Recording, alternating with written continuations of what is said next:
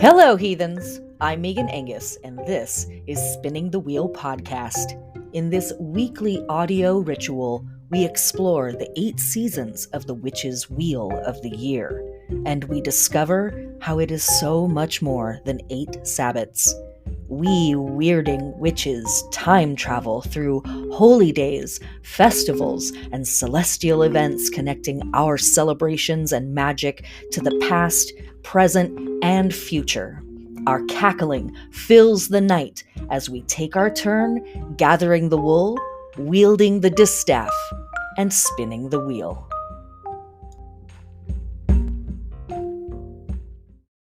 And welcome to the podcast. Okay, that's enough of that. This week's podcast, this one that you're listening to right now, is going to be a bit of a shorty because we are just about to have our Lughnasadh class. So most of what I would be talking about in this podcast, we're going to be talking about in the class in just a day or two.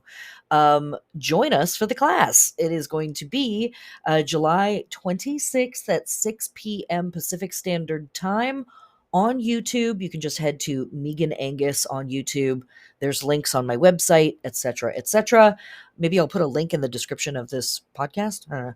But it will, if you can't join us live, if you can join us live, please do. But if you cannot join us live, I will be uploading the video and the audio from that class to the podcast platforms. Too many P words there. Okay. Also, as an aside, I've been having some back problems, so I'm medicated for my safety and yours. So my energy may not be quite as high as it usually is. But I did want to cover the astrology that we are working with this week because I will not be going in as hard during the class on the particulars of the astrology because that's what we do in the weekly podcasts. But yeah, just about everything that I would be talking about is going to be in that class. So join us for the class. The links are in the places where you might find links. And is that everything for the preamble? Yeah, I think that is. I have put off the July Tarot Circle, but it is coming up. So pay attention for that too. We will be doing something before the end of July in the next 5 days somehow. That will be happening. Okay, so let's get into what is going on. This is Lughnasadh season, waxing moon in Scorpio, lunar week 17 by some lunar calendars. Yeah, okay. So, thinking about that, looking into this, what have we got? Well, first off, let us ground ourselves very briefly in what we are doing for Lughnasadh season. We will talk about this in depth in the class, but our focus is moving to power, maturation, leadership, and production. And in that production thing, some of us produce things in the physical plane, some of us produce things in other ways. All of that is very valid during this season. And living in capitalist society, living in the Western world, I mean, capitalism is a fungus that has spread everywhere, but we can be reduced to thinking about ourselves and thinking about other people, thinking about situations from a commodified standpoint insofar as you are worth what you can produce. You are worth whatever your work is worth. And I don't agree with that. At the same time, this is the season on the wheel where we are really thinking about what we are producing, what is our responsibility to producing things, how are we overseeing what's being produced, how are we contributing to what's being produced, etc., etc. But producing, quote unquote, can be lots of different things. So, as expansive as you can be with your definition of what that word could mean will benefit you. That kind of thinking and that sort of a stance will benefit you in the season of Lughnasadh. Okay. So our podcast begins with our waxing moon in Scorpio, Tuesday, July 25th, 2023, 3:06 p.m. Pacific Standard Time, later in the day / the next day for everybody else around the planet. Waxing moon in Scorpio at 2 degrees. And this is not aspecting anything exactly. The closest stuff the moon is conjunct the south node at 29 degrees of Libra. It is opposing the north node at 29 degrees of Scorpio, or of Aries, excuse me, and square Pluto retrograde at 29 degrees of Capricorn. So while this moon is not exactly on the degree, it is lighting up that situation between the nodes and Pluto, which we started talking about last week. And this is some of the astrology that folks have been talking about all year long. This is one of those transits that people have been anticipating, warning about, looking forward to, studying up on for several months now. And so here we have a moon that's sort of sitting on top of it and bringing a type of spotlight. So, first off, let's talk about the waxing part, right? This is the waxing half, waxing quarter. It will be described as both. And this is our halfway point between the new moon and the full moon, basically. In our metaphor that we work with every week, the waxing half equates to the branch. So at the new moon, we have a seed. At the waxing crescent, we have a little sprout. At the waxing half, that little sprout has resisted the pull from the past, was pushed against gravity, pushed against the soil, and is like, no, I'm growing, I'm doing stuff. And so now it's thrown out a branch. And at our half moons, waxing half, waning half, the moon and the sun are square. So inherent in this lunar process is a level of friction. And this is a point where some decisions have to be made. In what direction are we intending to apply our energy, our time, our efforts, our resources, whatever? We have to make some decisions about what are we going to do with the momentum that is building in this growth cycle or whatever cycle it is that you're in. And this waxing moon is in Scorpio. And not to reduce this down too much, but really the stuff that could be coming up for us with the waxing moon in Scorpio is stuff around revenge and stuff around tantrums. And this is really important when we take a step back and we remember that we are in the midst of summer. We are leaving Litha and we are heading into Lughnasadh. And in both of those Sabbats, a lot of our work is understanding the power that we have, understanding the power that maybe the universe is giving us or that community is lending us, or our station, our position, or maybe it's our privilege that's giving us power, whatever, and thinking about how we're wielding it, right? That's just the generic energetic stuff that we're working with at this time of year. Well, this waxing half moon in Scorpio is saying, how are you doing with your resentment? How are you doing with the grudges that you might hold? How are you doing with your tantrums? How are you doing with whatever funky stuff is coming up for you? Are you utilizing the power that you have to be a meanie, to hog the conversation, to focus on main character energy? Are you utilizing your power in a way that's healthy and holistic and to the betterment of yourself and everybody else? Or are you utilizing this opportunity to get some revenge, get a leg up, seize power that maybe isn't actually yours, etc.? That's what's up. That's what's up with this moon. And it's a square, so it's friction. It doesn't feel good necessarily to have the experience or to have to ask the question or to be in a circumstance that's forcing you to think about that stuff. That's what's up in the background of this moon on just any old given time that we're working with the waxing half in Scorpio. But this moon is conjunct the south node, opposing the north node, and square Pluto. Pluto, of course, being the modern astrological ruler of Scorpio. So the moon in Scorpio square to its own ruler right now. And for me, this is really just underlining the level of tension that we are seeing, possibly in our friend groups, possibly in our social midst, but definitely on the world stage. Um, Everybody feels very empowered in their stance right now. Everybody feels like, because of this aspect with the nodes, I'm in alignment with what the gods have commanded me to do. And that's pretty wild language to use when we're talking about getting into an argument with somebody in traffic, right? Like, the gods have decreed that I was allowed to make the left-hand turn. So, like, okay, dial it back. But that might be how it feels internally. So remember last week when I said it's okay to have a tantrum, just do it in the right place, right? Like, go, if you're going to shit your pants, go do it on your own floor. But, tantrums are sometimes a necessary part of the process, but we're adults, so we can go find the place to put the tantrum.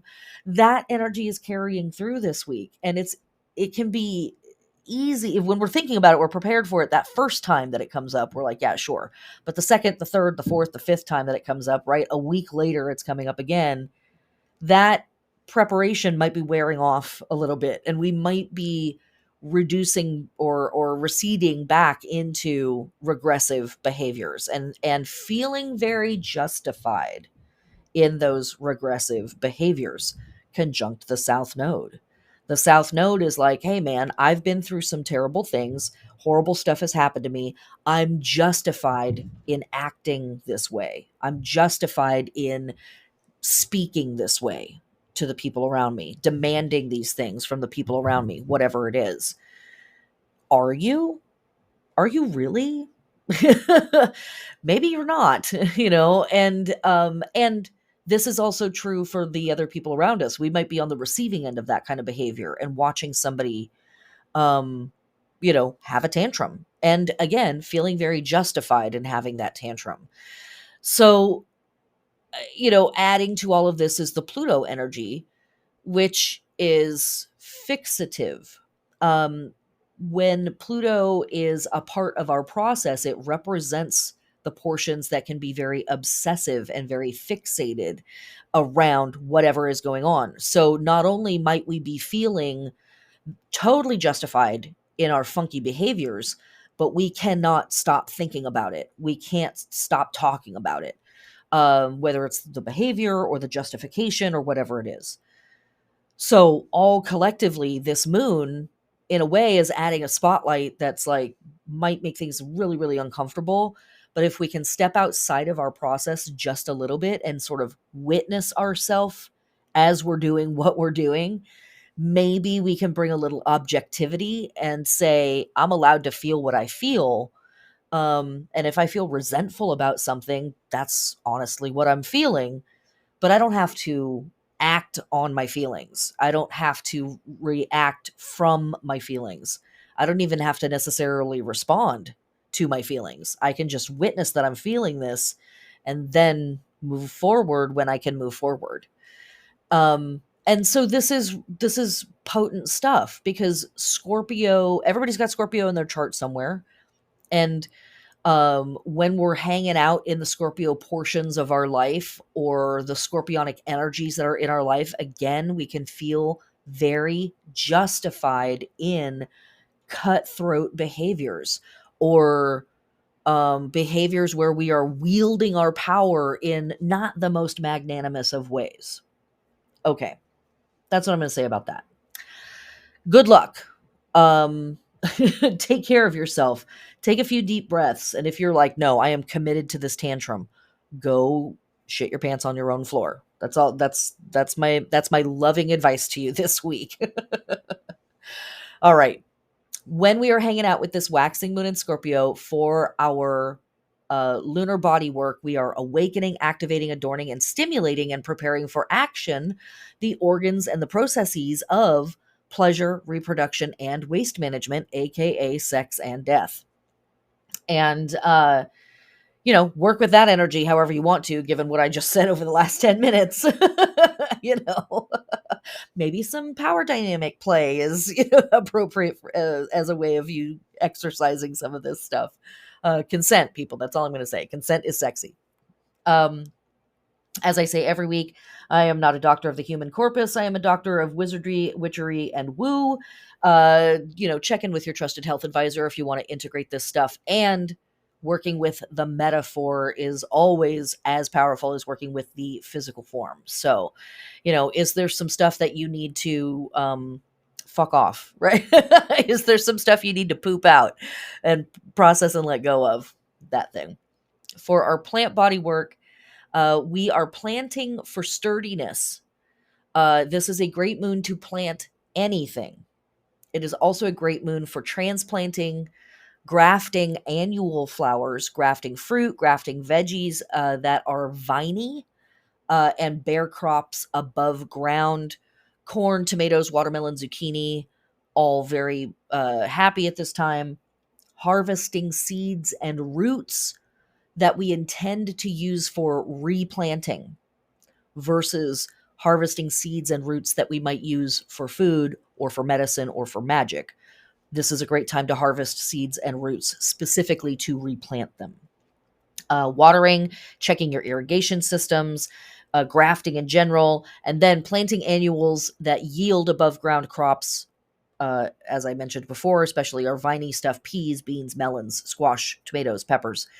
Cereals, grains, hay, garlic, cucumbers, also good for taking cuttings, grafting, and harvesting above ground for drying and storing. But I would emphasize more of the harvesting seeds and roots for replanting versus harvesting above ground for dry and storing. Okay. Anything else going on this day? Yes, the astrology. Pluto retrograde in Capricorn, squaring the nodes in Aries at Aries and Libra at 29 degrees. So, to review our notes from last week, this little tryst between Pluto and the nodes began on Saturday, July 22nd. We had the nodes squaring Pluto at 29 degrees 6 minutes. Now, here, Tuesday the 25th, we have Pluto squaring the nodes at 29 degrees 3 minutes. And then later in the week, Friday the 28th, we will have the nodes squaring Pluto at 28 degrees 58 minutes. So these, 2 points in the sky plus Pluto are sort of dancing back and forth, setting each other off. And I definitely am thinking of them as like kids in the back seat who keep poking each other. Mom, she's poking me. Mom, he's poking me. That thing. Poke, poke, poke, poke, poke. And we don't necessarily want to poke Pluto, but here we are. Right? Here we are. We're poking Pluto. So is there a way to work with this in a positive way? Yes, if we can be earnest about being able to put a little space between ourself and the agitation. And that can be very difficult. On a super realistic level, that can be very, very difficult. Sometimes we're agitated and that's it. I am agitated. I am agitated. There's no separating myself from that. There's no distance that I can put between me and what I'm feeling. I'm just in it. So when we're dealing with Pluto stuff, as I mentioned before, we can get very fixated on whatever is coming up for us. Try to find a neutral thing to focus on that is not the thing you are inclined to focus on. The carpet is on the floor. The walls have paint on them. There is wind outside, right? Very neutral, very, very neutral. And I learned this technique from Jessica Lugnasadh, who we talk about quite a bit here on the podcast. Love her stuff, love her astrology, love her take on magic and magical practices. If you don't listen to her podcast, check her out. But this is a technique that I learned from her, where she was like, if you are super duper fixated on something and it's really negative, or and it's really negative, swinging to fixating on something really positive is not necessarily the fix. And it can uh, just sort of push you, into the opposite, but still extreme form of thinking, right? So I'm fixated on this negative thing, and now I'm fixated on this positive thing. And instead, finding something very, very neutral to direct your attention to. Like I said, the floor is flat, the wall has paint, outside is outside, right? Like inside is inside. Very generic, very, very neutral. And it can be a way to sort of break that looped thinking that can come up when we are dealing with Pluto stuff. Like I said, we're dealing with Pluto stuff all week long, kind of in the background of everything. So, woof, right? Woof. Um, yeah, that's what I'm going to say about that. That's what I'm going to say about that. So, okay, the other thing that's happening for us this week, astrologically, we don't have a lot of astrology this week. Interestingly enough, we scoot to Thursday the 27th, and on Thursday the 27th, we have Mercury in Leo conjunct Venus retrograde at 28 degrees. Um, what's spicy about that? It's at the same degree as the other stuff that's happening with Pluto and the nodes. And so this is hitting that 28th 29th degree thing and kind of like buzzing all of these different parts of our chart with something that might feel a little intense and falsely intense. So the benefit of this is that this transit is actually pretty sweet. It's actually quite nice. It's lovely for socializing. It's lovely for expressing your love to people. It's lovely for um, finding a magnanimous, heart centric connection with folks in the midst of this other really tense stuff that's happening. And I love that because it's very much in alignment with Leo energy. Um, and of course this is happening in Leo. um Leo wants to be big hearted, it wants to be magnanimous, it wants to be generous, it wants to be regal and noble, but it wants everybody else to be regal and noble too.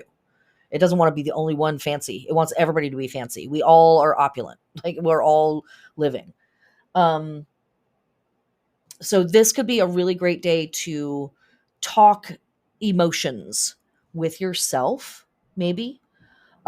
Maybe the tension with Pluto and the nodes has stirred up some things for you and you haven't been able to put it into words for yourself. This might be a good day for journaling, to have a good open conversation and dialogue with yourself. If there has been tension in your love relationships, and that's any relationship that you would describe as loving, not just your romantic relationships, family, friends, pets, this could be a good day for communication in that place too. Everybody is a little bit more on board with, let's talk about some stuff that might, be sensitive, that might call for vulnerability, all of that. Um, yeah. Okay. And then also on this day, we have Mercury in Leo trine the North Node. So some of that stuff from the Pluto node square situation that is ongoing in the background, we might be able to find some words to describe some of that stuff for ourselves or to other people. It's a trine, so it's helpful. We might be able to conceptualize it a little bit differently. We might be able to come at it from an intellectual standpoint versus an emotional place, etc., etc. Okay. And then the only other thing that's happening, looking through my notes and making sure this is not a lie. Is it? Is it? The only other thing, yes, it is. The only other thing that's happening is Mercury is entering Virgo. Fantastic. Mercury is the ruler of Virgo. It is also exalted in Virgo. This is exactly where Mercury wants to be. Is like, yes, put me in there. Put me in. Um, and this is going to emphasize being able to rationalize things, being able to approach things from a logical point, being able to approach things from an intellectual standpoint, being able to communicate about things clearly. When people are communicating what's going on with them, you are able to hear them more clearly.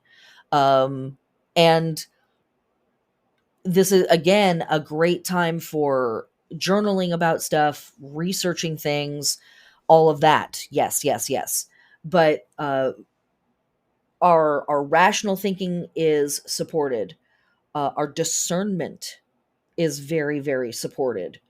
Um, and what may have been confusing or foggy or weird up until now may begin to clear up a bit, because again, Mercury is like, finally I can sit in my seat of power and really think about what is going on.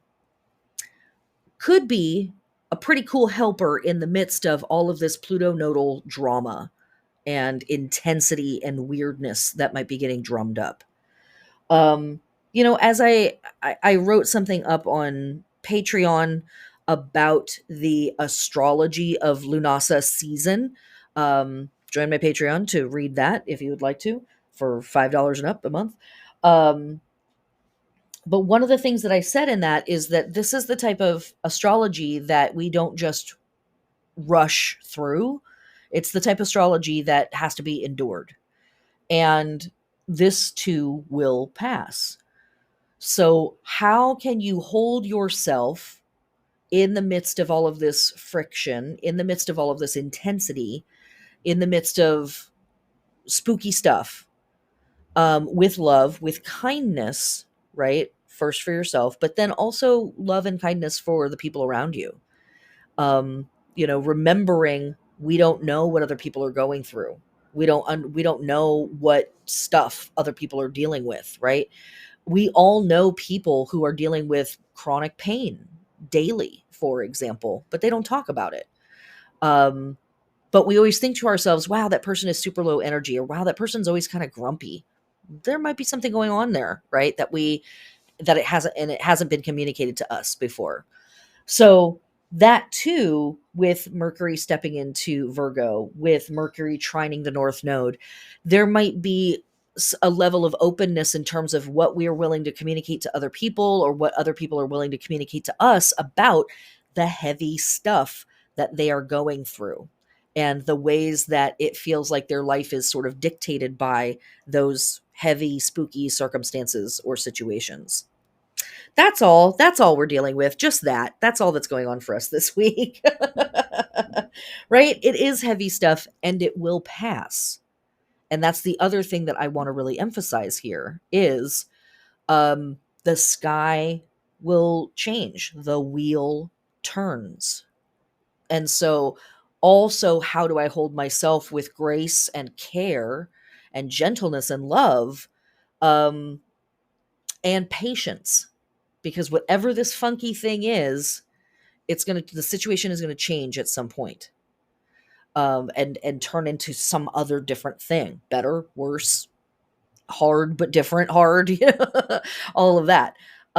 In what way can I support myself through these kinds of situations, and can I support the other people in that are important to me in my life in these types of situations, in a way that promotes, you know, love, trust, um, everybody making it through as healthy as possible, and leaving room for growth later when the drama dies down.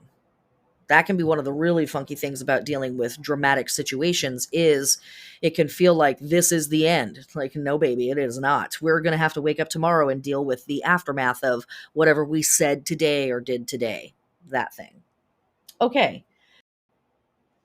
That's it for the general information and whatnot from me on this podcast. um, the complete notes from this podcast with all of the holy days and everything else will be posted on Patreon, for everybody that is at the whatever level and higher, Mercury level and higher. See, the medication is really taking hold. um, so you can get all the notes on Patreon. Hooray! Um, the only other stuff I want to talk about is that our tarot card for this week is Strength. We have officially stepped into Leo season. Strength card connected to the sign of Leo.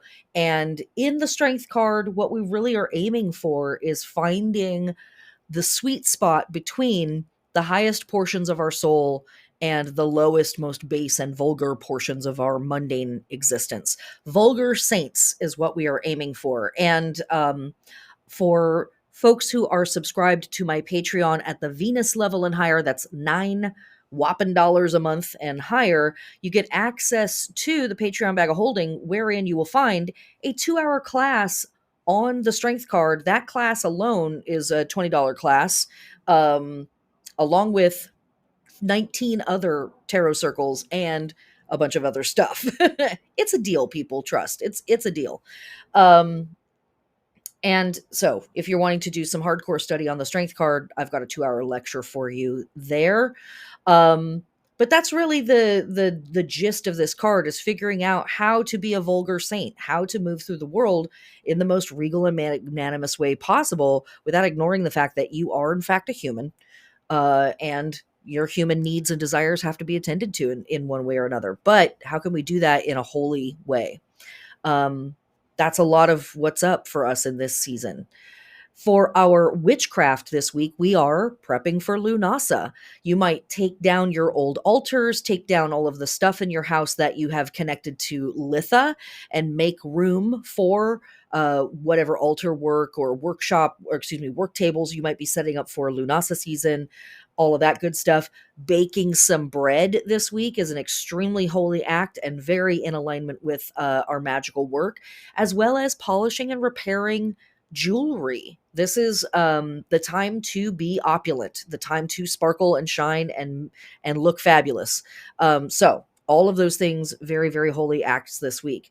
And for our journal prompting for this week, if you want to do nothing, that's cool, but you might focus on this stuff too.